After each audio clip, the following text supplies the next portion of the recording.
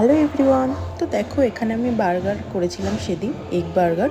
তো ভাবলাম রেসিপিটা তোমাদের সাথে শেয়ার করি। তো এখানে আমি সব কিছুই রেডি করে নিয়েছি। প্রথমে আমি নিয়ে নিয়েছিলাম এখানে তন্দুরি মেয়োনিজ, তারপর চিজ নিয়ে নিয়েছি, বার্গার নিয়ে নিয়েছিলাম, ডিম, তারপর পেঁয়াজ, টমেটো আর ক্যাপসিকাম, আর অল্প একটু ধনেপাতা কুচি, তারপর চিলি ফ্লেক্স, অরিগ্যানো আর ব্ল্যাক পেপার। তারপর দেখো এখানে আমি ফ্রাইং প্যান গরম করে তাতে ঘি দিয়ে দিয়েছিলাম। তারপর ঘিটা গরম হয়ে গেলে এখানে ডিমের মধ্যে আমি পরিমাণ মতো লবণ, চিলি ফ্লেক্স, অরিগ্যানো আর একটু ব্ল্যাক পেপার আর ধনেপাতা ভাত দিয়ে ভালো করে ডিমটাকে ফেটিয়ে নিয়েছি। তারপর আমি পাউরুটিটাকে ডিমের ওপরে দিয়ে দিলাম। তারপর পুরোটাই কিন্তু স্লো ফ্লেমে করতে হবে।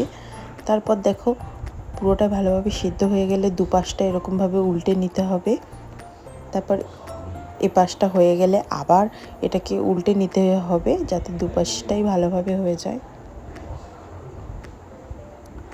তারপর দেখো আমার দুপাশটাই ভালোভাবে একটু সিদ্ধ হয়ে গেছে। তারপর এখানে আমি চিজ দিয়ে দিয়েছি।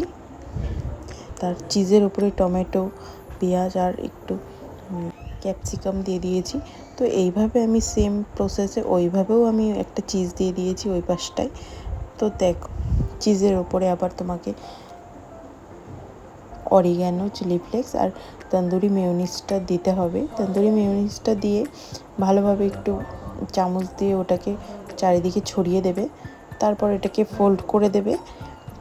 তারপর একটু এপাশ ওপাশ করে হালকা ফ্লেমে দিয়ে ঢাকা চাপা দিয়ে দিতে হবে। তারপরেই রেডি হয়ে যাবে তোমাদের বার্গার।